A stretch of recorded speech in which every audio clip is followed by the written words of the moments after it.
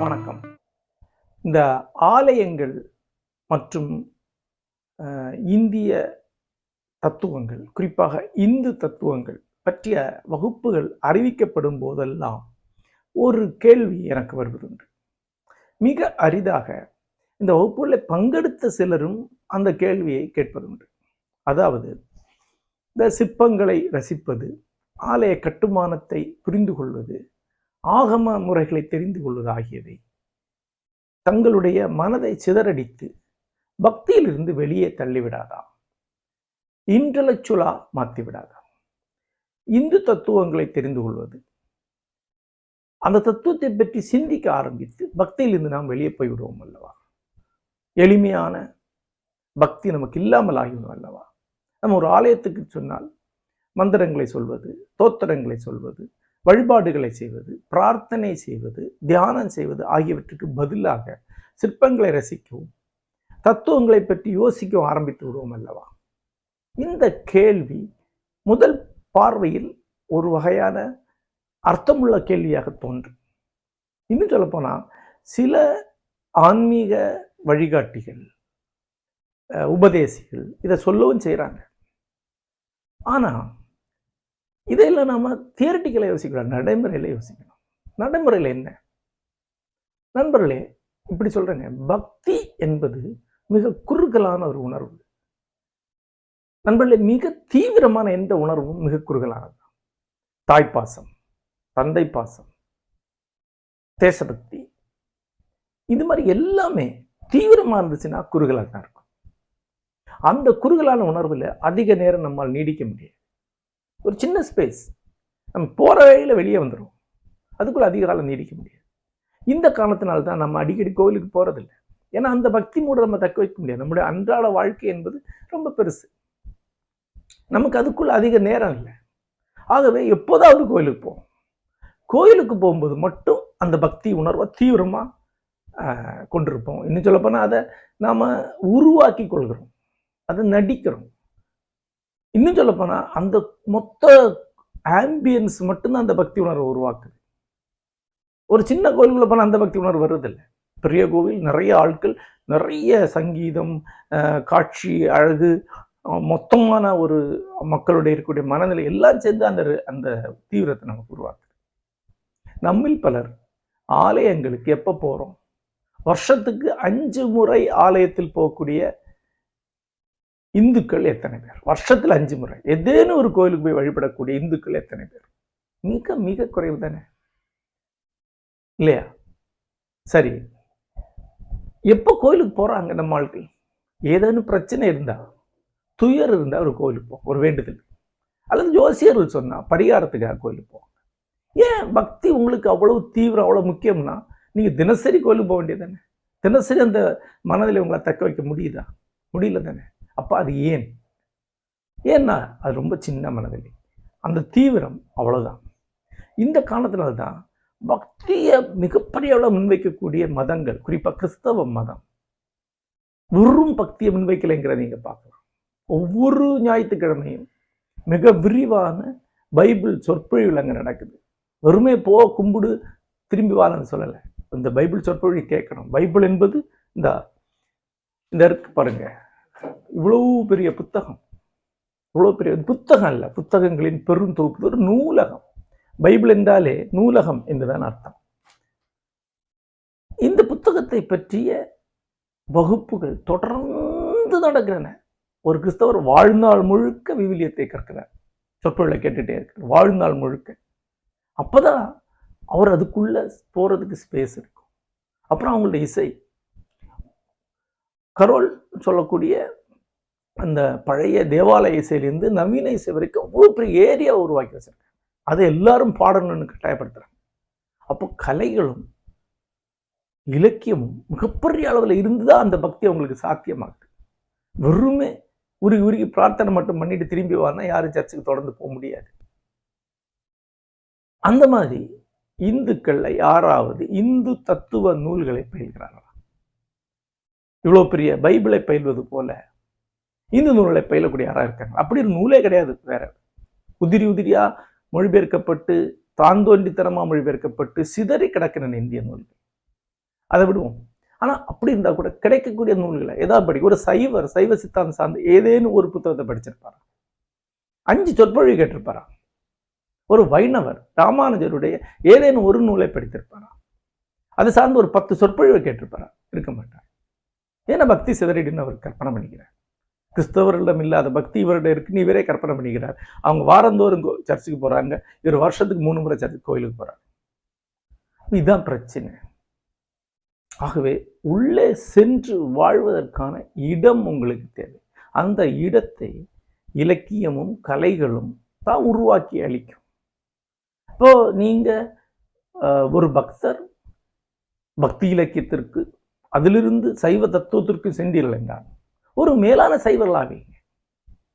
ஒரு சைவர் சைவ ஆலயங்களை பற்றி, சைவ சிற்பக்கலையை பற்றி, சைவ ஆகமங்களை பற்றி தெரிந்து கொள்ள ஆரம்பிக்கும் போது இன்னும் தீவிரமான சைவராத்தாக முடியும், இன்னும் தீவிரமான பக்திக்குள்ள தான் செல்ல முடியும். ஏன்னா அவருக்கு உள்ளேயே இருக்கிறதுக்கான வாய்ப்பு அமைகிறது, உள்ளேயே வாழ முடியும். அந்த உலகம் ரொம்ப பெருசாயிருக்கு. மிக தொடக்க காலத்துல ஒரு சிற்பக்கலையை படிச்சுட்டு உடனடியாக ஒரு கோயிலுக்கு போகும்போது சிற்பங்களை நோக்கி கண்கள் அலை பாய என்பது உண்மைதான். இந்த சிற்பம் அதுவோ, இந்த காதல் அணிக்கோட அணி அதுவா என்றெல்லாம் தோறும். ஆனா அது பயில்வதற்கான ஒரு மனநிலையை உருவாக்குது. நீங்க மறைமுகமாக ஆலயத்திற்குள்ளதான் ஈடுபட்டு இருக்கீங்க. உங்க மனம் ஆலயத்துக்குள்ள கொண்டு வட்டிக்கு பணம் விட்டதை பற்றியும் பிள்ளைகளோட படிப்பத்தி யோசிக்கிறத விட இது பெட்டரானது தானே. ஆலயங்கள் இருக்கும்போது நீங்க ஆலயத்தை பற்றி மட்டுமே யோசிக்கிறீங்க. நான் பார்க்குறேன் ஆலயத்தை பார்க்குறவங்களே ரொம்ப குறைவு. சாமி முன்னாடி நிற்கக்கூடிய ஒரு 2 மினிட்ஸ் தவிர பாக்கி எல்லா நேரமும் ஏறதே பேசிட்டு போறாங்க. ஆடைகளை சரிப்படுத்துறாங்க, தலைமுடியை கோதுறாங்க, மனங்களை பார்க்குறாங்க, ஒருத்தருக்கு ஒருத்தர் பார்க்குறாங்க.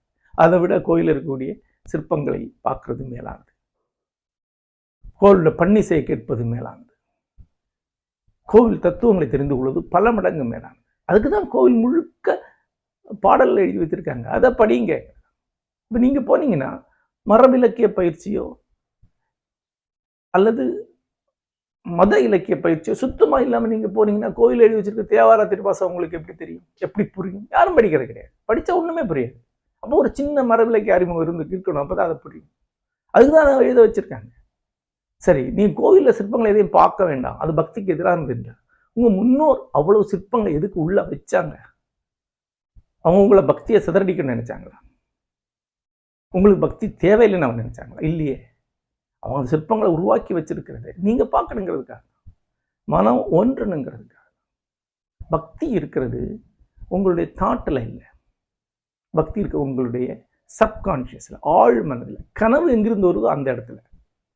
அந்த ஆழ் மனதுக்கு இந்த சிற்பங்கள், இந்த இலக்கியங்கள், இந்த கலைகள் தான் கடந்து செல்லுமே ஒழிய நீங்க யோசிக்கிறதெல்லாம் கடந்து செல்லாது. நீங்க சிற்பக்கலை தெரிந்த ஒருத்தர் ஒரு ஆலயத்துக்குள்ள சுற்றி வரும்போது நம்ம முன்னோர் கண்ட கனவுக்குள்ள தானும் போய் ஒரு கனவு நிலையில தான் சுற்றி வர்றார். அவர் பார்க்கறது எல்லாம் அவருடைய சப்கான்ஷியஸ்குள்ள போயிட்டே இருக்கு. அது அவரை என்லார்ஜ் பண்ணுது, அவரை விரிவாக்குது, அவர் மேலும் அதிகமா பக்திக்குள்ள போக வைக்குது. ஒரு போதும் அது சிதறடித்தல், அது குவிதல் தான். உங்களுக்கான ஸ்பேஸை பெருசாக்கி கொடுக்குது, உங்களுக்கான வாழ்வு இடத்தை பெருசாக்கி கொடுக்குது, மென்டல் ஸ்பேஸை பெருசாக்கி கொடுக்குது. ஆகவே சைவமோ வைணமோ பக்தர் அந்த மதத்தின் இலக்கியங்களையும் தத்துவத்தையும் கலைகளை அறிந்து கொள்வது என்பது அவரை மேலும் தீவிரமான பக்தரை தான் ஆக்குது. எனக்கு பெரிய தீவிரமான பக்தர்களை தெரியும். அவங்க யாரும் இதை தெரியாத மடையன்களா இல்லை, வெற்று பக்தர்களா இல்லை. அவங்க இதுல எல்லாம் ஆழ்ந்து ஊறி அதுல திளைத்து வாழக்கூடியவர்களா தான் இருக்கிறாங்க. ரைட். எளிமையான பக்தி ஒன்று உண்டா? உண்டு. மிக எளிமையான பக்தி உண்டு. அது யாருக்கு? தன்னியல்பில் மிக எளிமையான ஆட்கள் உண்டு. அறிவார்ந்த திறன் மிக குறைந்தவர்கள், ரொம்ப சிம்பிள் டென்ஸ் சொல்லக்கூடியவங்க உண்டு. எனக்கு தெரிந்த ஒருவர் இருந்தார், மிக சாதாரணமான, அவருக்கு எதுவுமே புரியாது. 10 நிமிஷத்துக்கு மேல அவரால் பேச முடியாது, யாரு சொன்னாலும் அவரால் கவனிக்க முடியாது. ஆனா ஒவ்வொரு நாளும் ஒரு 100 குடம் தண்ணி அந்த இடத்துக்கு இறைச்சி ஊற்றுவார், டெய்லி 2 வேளை கும்பிடுவார். அவர் பக்தர். அவரோட பக்தி எந்த வகையிலும் குறை உள்ளதல்ல. ஏன்னா அவருக்கு அந்த சின்ன ஸ்பேஸ் போதும். உங்களுக்கு அந்த சின்ன ஸ்பேஸ் உண்மையிலே போதும்னா உங்களுக்கு அதுக்கு மேல ஒண்ணுமே தேவையில்லை. அந்த சின்ன ஸ்பேஸுக்குள்ளே முழு வாழ்க்கை உங்களால் வாழ முடியும் என்றால் கண்டிப்பா உங்களுக்கு இதெல்லாம் தேவையில்லை. முடியாதவங்க, மூளைன்னு ஒண்ணு உள்ளவங்க, தேடல் கொண்டவங்க, ஈஸியாக ஒரு ரிச்சுவலில் சலிப்புட்டுறவங்க, அவங்களுக்கு இதெல்லாம் தேவை. பக்தியில் என்ன இருக்கு? பக்தியில் இருக்கிறது ஒன்று சரணாகதி, 2 வழிபாடு. இது 2ஐயும் ஒருவர் ரொம்ப நேரம் நீடிக்க செய்ய முடியாது. அவருக்கு இன்னும் அந்த உணர்ச்சி நிலைகளை பெருக்கிக் கொள்ள வேண்டியிருக்கு. உங்களுக்கு சிவ ஆலயத்துக்கு முன்னாடி நின்று கண்ணீர் மல்க கை கூப்புவதற்கு 1 நிமிஷம் கூட போதாது, அதுக்குள்ள சலிப்புற்றுவீங்க. ஆனால் தேவாரம் திருவாசகம் உங்களுக்கு தெரியும்னா 1 மணி நேரம் நீங்க திருவாசகத்துல அந்த பக்தி மனநிலையில ஒன்றி ஊறி திளைக்க முடியும். உங்களுக்கு சிற்பக்கலை தெரியும் என்றால் இடது கால் தூக்கி நின்று இருக்கக்கூடிய நடராஜருடைய சிற்பத்தின் முன்னால மெய் மறந்து 1 மணி நேரம் நிற்க முடியும். அதான பக்தி என்பது. கடவுள்கிட்ட போய் இதை நான் உனக்கு தரேன், நீ எனக்கு தா அப்படின்னு பேரம் பேசிட்டு வர்றது பேர் பக்தி அல்ல, அது பேரம். வேண்டக்கூடாதுன்னு நான் சொல்ல மாட்டேன், ஆனா வேண்டுதல் ஒருபோதும் பக்தி கிடையாது. பக்தியோடு வேண்டிக்குதல் பக்தி கிடையாது, அது வேண்டுதல் மட்டும்தான். பக்தி என்பது இன்வால்வ் ஆகிறது, சமர்ப்பணம் செய்வது, ஈடுபடுவது, அதில் இருப்பது, அதில் திளைப்பது. அதற்கு கலை, இலக்கியம், தத்துவம் ஆகியோரும் மிகப்பெரிய அளவில் உதவி செய்கின்றன என்பதுதான் உண்மை. எடுத்த பொற்பாதமும் காணப்பெற்றால் மனித வாழ்வும் வேண்டுவதே இம்மாநிலத்தை என்று பாடினவர் அந்த சிற்பத்தில் இருக்கக்கூடிய காலை பார்த்து தான் பாடியிருக்கிறார். அந்த சிற்பத்துக்கு முன்னாடி மெய் மறந்து நின்று தான் பாடியிருக்கிறார். இனித்தமுடன் எதிர்த்த பொற்பாதம் என்பது பொற்பாதம் தான், அதை பார்த்து தான் பாடியிருக்கார். அவருக்கு சிற்பக்கலை ஒரு மகத்தான இறை அனுபவத்தை கொடுத்திருக்கு. அது ஒரு சிறுதுளியாவது உங்களுக்கும் கிடைக்கும். நன்றி.